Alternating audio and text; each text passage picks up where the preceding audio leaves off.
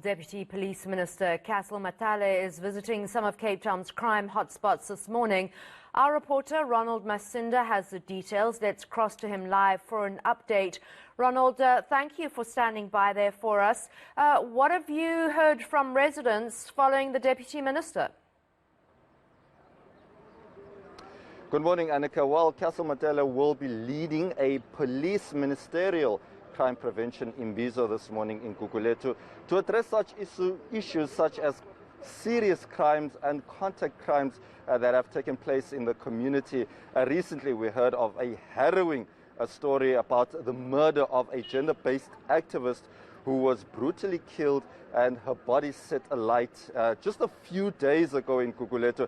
And this has really become a norm in such townships here across the Western Cape. But just for more on what to expect during the imbizo, we are joined by the chairperson of the CPF here in Gugulethu, Mr. Thembinkosi Mjuza. Mr. Mjuza, thank you so much for your time. Just first of all, what are your expectations during this visit? During this visit, I hope that hope will be given to people of Gugulethu. And these are one of the most missing signages or exercises where government meets people directly in discussing issues of crime. And what is really missing and hoping for that now is the time for implementation. I'm not taking away anything of what happened recently to the lady. May her soul rest in peace. But we know that we've been pleading with our government to calm down and be of mercy to the people of Gugulethu, because this is no joke. And you might recall, even yourself, Ronald, that we've been coming here covering such stories. We hope that today, something that will be taking us forward and giving back confidence to people of Gugulethu will be drawn up. So that is the main reason what we are hoping to hear and what we're hoping to see today. Yeah, but this is one of many visits from police ministry. We've seen Becky Taylor also be here in Gugulethu during times when there have been mass shootings. Are people now losing hope in terms of what has been taking place?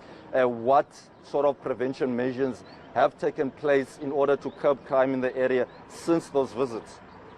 You know, this is what, as I was saying, that is missing. And we've been pleading with our government to do this intervention.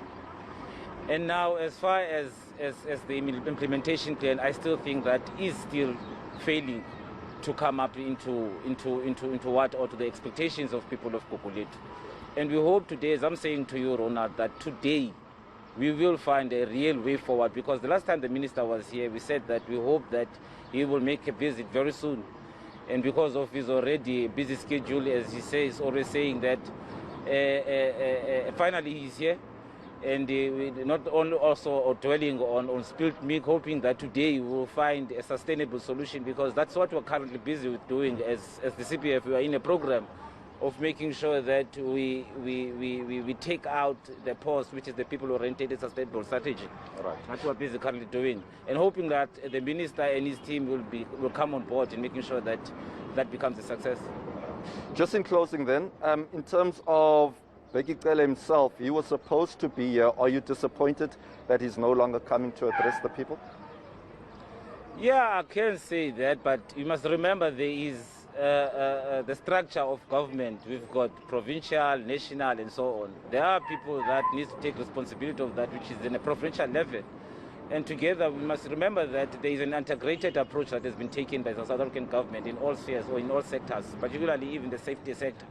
And the city law enforcement that also needs to come on board, because that is the main sphere that is directly dealing with what or is aware of what is currently going on in terms of the necessary resources that we need, your cameras, CCTV cameras. We've been crying for some time now. And also the minimal directing of resources.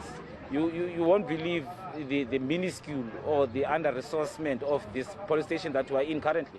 It's a brigadier station, but when you're comparing it with some of the stations around the province, you'll find that the allocation of resources is not the same.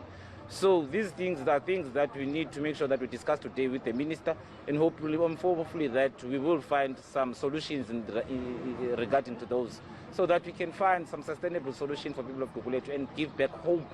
Because one of our key functions as CPF is to make sure that we stabilize and enforce those relationships between our people and our communities.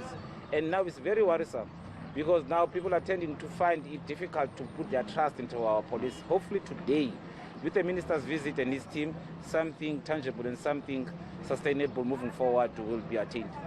All right, thank you very much indeed for your time. That was Thembinkosi Mjuza, the CPF chairperson of Gugulethu, painting us a picture of people really losing hope. There have been so many issues relating to crime. People here in Gugulethu grappling with crime, not only in Gugulethu, but other parts of the Western Cape, where we've been reporting about an issue that had taken place in Khayelitsha, where 3 women were gunned down, execution style. And we are also hoping to hear from the Deputy Minister as to how they will be trying to address that matter, because we are also being told by the latest report from the police that the suspects behind that gruesome murder are yet to be apprehended. So many issues of police stations that are under-resourced in these communities, and people really losing hope, wanting preventive measures in order to curb such crimes.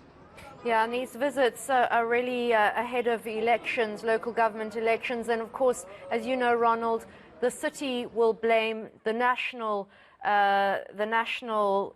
police department, and national blames the city. So it turns into a political game and not much gets done.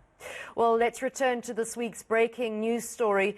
Amnesty International has joined growing calls for those who've been implicated in the SIU's report on digital vibes.